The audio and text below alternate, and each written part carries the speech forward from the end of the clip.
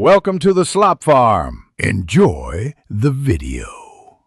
You begin by preparing the device and getting the essential APKs. First, enable unknown sources for APK installs so the system accepts outside packages. Make sure your battery is above 30% and you are on stable Wi-Fi because Play services and store are large. Next, download 3 APKs: Google Services Framework, Google Play Services, and Google Play Store. You need compatible versions.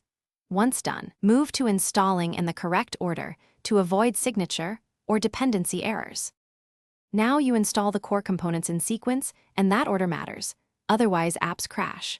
Install Google Services Framework first because it establishes account and API bindings.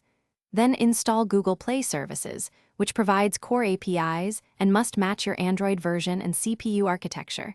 Check ARM versus ARM64. Finally, install the Google Play Store APK. Reboot if the system asks, or if an install reports a conflict. Restarting clears locked files and ensures services register properly. Finish by launching the Play Store and signing into your Google account. Grant required permissions and allow background activity so syncs run.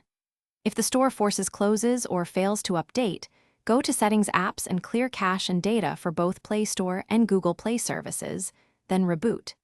If issues persist, reinstall Play Services using the correct APK variant for your device.